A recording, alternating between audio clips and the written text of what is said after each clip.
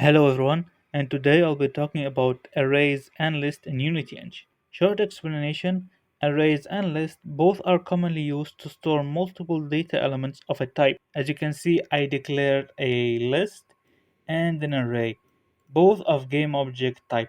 Of course, both of them are generic, so you can use any type, whether it's an integer, string, or any kind of type you want. Now, what is the difference and why use this instead of that? I'll explain in this video. Let's start with an array. An array is made of a fixed size and unchangeable. Adding a new element to an array, we would need to create a whole new array with a desired number of elements, and then copy the old elements to it. Of course, adding the new element to it. List, on the other hand, is more dynamic. Easy to change, you can simply add and remove elements. I'm going to give you an example for both. We're going to take list first. As you can see, the list have the add function, which is add the test game object we have here. I have this class. I'm going to assign this test game object, and we're going to start.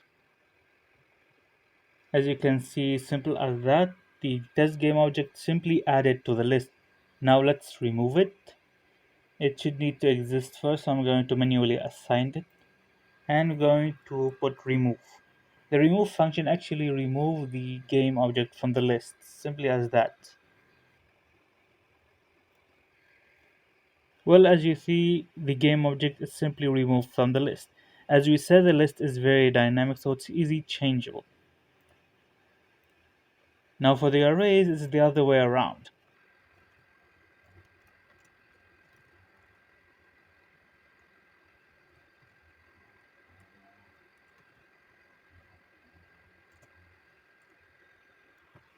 As you see, I have to create a new array of game object and then assign that index of the element we made to that game object.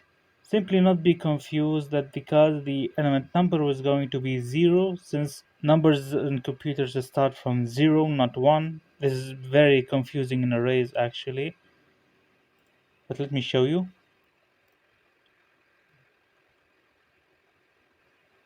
As you can see, it has been successfully done.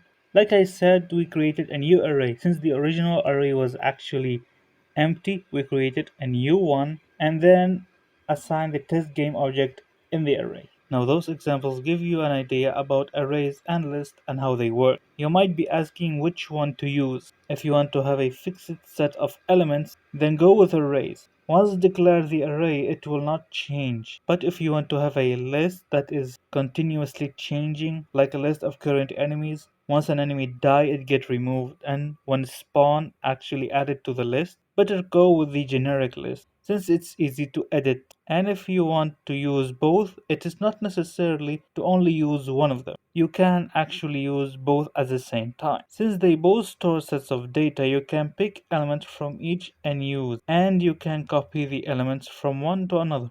Allow me to show you.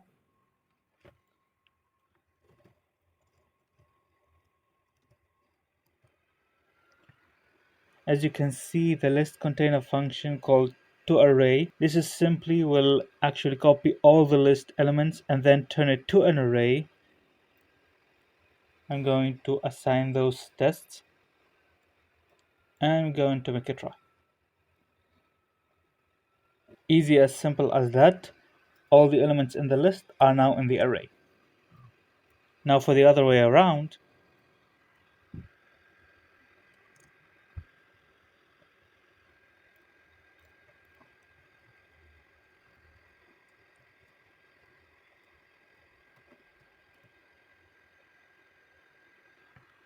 as you can see, I simply made a for loop. This basically do that is search through all the array elements and then add them to the list.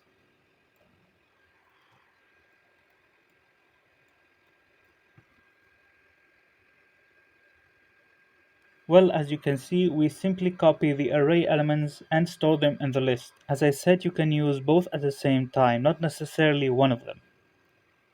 Now there's a third option that many might not know about. It is the array list. Well, what's an array list, you ask? The array list is basically a list but without a specific type of data. This means that we can store whatever we want on it. storing element of different type is also possible. Allow me to explain.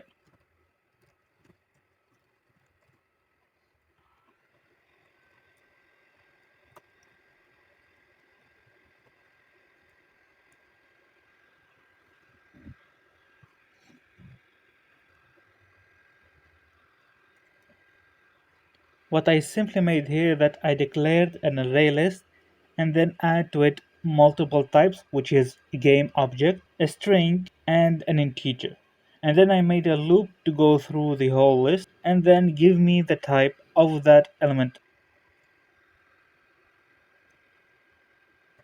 Now remember that you have to create a new array list for this to happen. It is basically same as an array in this. And here you go, as simple as that. So we add first the game object, there you go, and then a string and an integer. So an array list can store any kind of data.